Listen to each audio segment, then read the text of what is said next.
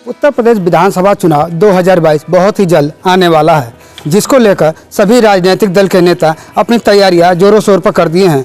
इसी को देखते हुए पिछले दिनों यानी कुछ दिनों पहले की अगर बात करें तो सपा के सुप्रीमो अखिलेश यादव भी जो है पूर्वांचल एक्सप्रेसवे के पास आकर एक जनसभा किया और पूर्वांचल एक्सप्रेसवे की यात्रा करते हुए लखनऊ तक पहुंचे। ऐसे में उनका पूर्वांचल एक्सप्रेसवे से यात्रा करने के पीछे मकसद क्या था, किस तरह से वो समाजवादियों को एकजुट करना चाहते थे, इसको लेकर हमारे साथ है जंगीपुर के विधायक वीरेंद्र यादव जी। हम उनसे जानना चाहते हैं। जी विधायक जी, अभी अखिलेश यादव जी जो 2022 के चुनाव को लेकर पूर्वांचल एक्सप्रेसवे यात्रा की है, इस तरह का यात्रा करने के पीछे क्या मकसद रहा उनका? देखिए, माननीय राष्ट्रीय अध्यक्ष श्री अखिलेश यादव जी ने इस पूर्वांचल एक्सप्रेसवे पर को बनवाने का काम किया है। 60% तक किसानों की जो भूमि अधिग्रहण करने का जो उनका चल रहा था वो पैसा दे चुके थे, तो पहला हक माननीय राष्ट्रीय अध्यक्ष जी का बनता है। लेकिन भारतीय जनता पार्टी के मुख्यमंत्री और देश के माननीय प्रधानमंत्री महोदय ने उसका उद्घाटन किया। मैं पूछना चाहता हूं कि समाजवादियों का जितना काम है आज तक भारतीय जनता पार्टी उसका फीता काट रही है, उद्घाटन कर रही है। मैं पूछना चाहता हूं आपके चैनल के माध्यम से कि क्या अगर देश के माननीय प्रधानमंत्री और उत्तर प्रदेश के माननीय मुख्यमंत्री महोदय अगर कोई बड़ी योजना बनाते, उसका शिलान्यास करते और उद्घाटन करते, तो मैं समझता हूं हम लोग भी उनका स्वागत करने का काम करते। लेकिन जितना उत्तर प्रदेश के अंदर विकास माननीय राष्ट्रीय अध्यक्ष अखिलेश यादव जी की तमाम ऐसी योजनाएं जो लगभग अधूरी पड़ गई थी, उसका उद्घाटन शिलान्यास तमाम उसी योजनाओं को अब तक करते आ रहे हैं। उसी के क्रम में जो है पूर्वांचल एक्सप्रेसवे का भी उन्होंने उद्घाटन किया और जो उन्होंने डेट दिया उस डेट से पहले माननीय राष्ट्रीय अध्यक्ष जी ने चौधरी चरण सिंह की मूर्ति के सामने हम लोग गवाह हैं, वहाँ पे पूर्वांचल एक्सप्रेसवे का जो है शिलान्यास किया और शिलान्यास करने के बाद 60% भूमि अधिग्रहण करने का काम किया।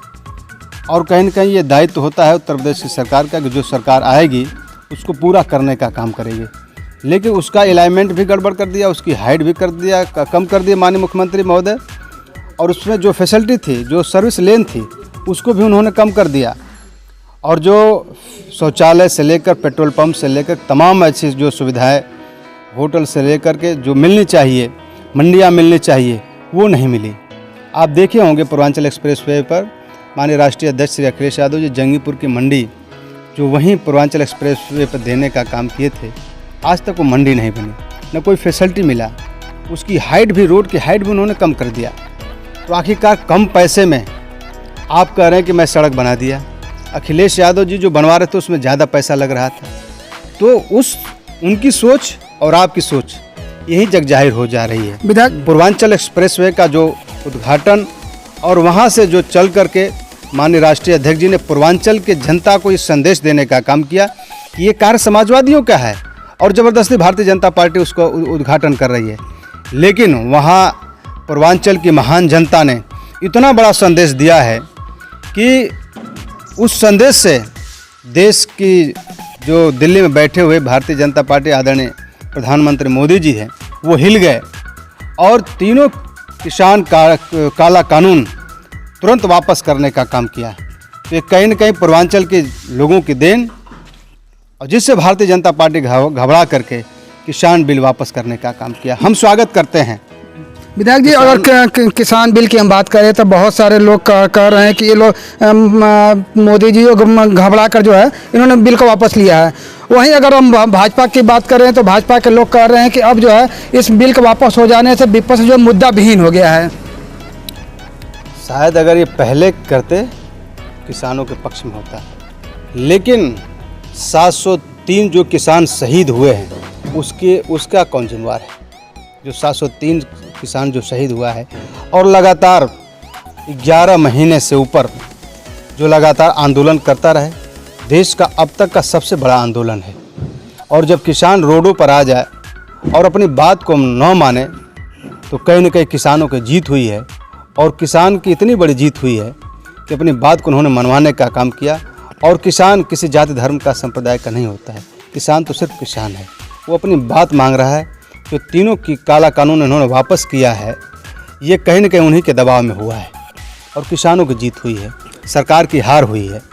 विधायक जी, अगर हम बात करें, अखिलेश यादव जी आए थे और उन्होंने बस के ऊपर चढ़कर जो है एक बात कहा था कि चिलमजीवी शब्द का प्रयोग किया था और एक रंग की लोग, इससे साधु संत काफ़ी नाराज हैं। तो ऐसे में अब साधु संत को मनाने के लिए समाजवादी पार्टी की तरफ से क्या किया जाएगा? ऐसा कोई बयान माननीय राष्ट्रीय अध्यक्ष जी ने नहीं दिया है जिससे साधु संतों के ऊपर जो है इस प्रकार की बात आहत हो रही हो।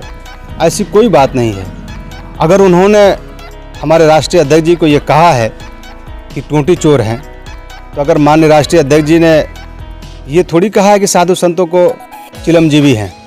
वो तो उत्तर प्रदेश के माननीय मुख्यमंत्री योगी आदित्यनाथ जी एक वस्त्रधारी हैं और हमारे राष्ट्रीय अध्यक्ष जी तो सातों कलर, जो चाहे पीला हो, चाहे लाल हो, चाहे हरा हो, चाहे अन्य और कोई दल वो है, सारे दल को, लोगों को मिलाकर के जो सतरंगी माहौल बनाया है, इससे भारतीय जनता पार्टी परेशान हो गई है।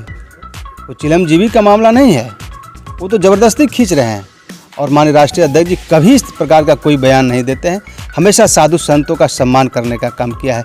जितना माननीय राष्ट्रीय अध्यक्ष साधु संतों का सम्मान करते हैं, शायद भारतीय जनता पार्टी के लोग मात्र दिखावा करते हैं, सम्मान नहीं करते हैं। विधायक जी, अगर हम बात करें अब आपके विधानसभा जंगीपुर की, तो जंगीपुर विधानसभा में सबसे बड़ी जो समस्या लोगों के सामने आ रही है वो सड़कों की, क्योंकि सड़कें टूटे फूटे हैं, इससे बहुत सारे लोग नाराज़ भी हैं। तो उनकी नाराज़गी दूर करने का कैसे प्रयास करेंगे?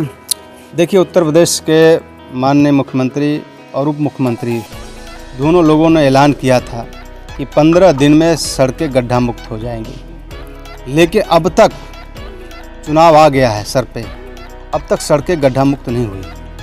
ये पूरी की पूरी जिम्मेवार उत्तर प्रदेश की सरकार है और हम विपक्ष में हो करके भी विधानसभा से लेकर के और माननीय उप मुख्यमंत्री तक अपनी विधानसभा की सारी सड़कों को लिख कर देने का काम किया, बनवाने का उनसे आग्रह किया, लेकिन कहीं न कहीं विपक्ष का हवाला दे करके वो हमारी फाइल ठंडे बस्ते में डाल दी गई।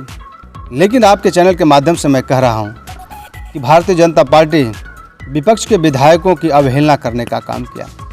दूसरी तरफ मैं कहना चाहता हूँ, बेशक हम गाजीपुर में समाजवादी पार्टी के विधायक हैं, लेकिन यहाँ भारतीय जनता पार्टी के भी लोग हैं, 3 MLA हैं।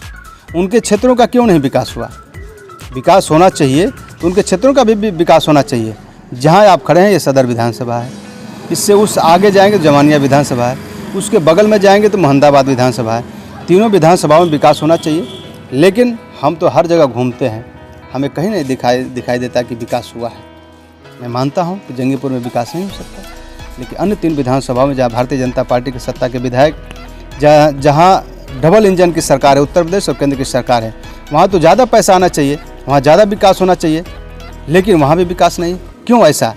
जनता के साथ इस प्रकार का दुर्व्यवहार और इस प्रकार की गंदी सोच कैसे भारतीय जनता पार्टी के लोग रख रहे हैं?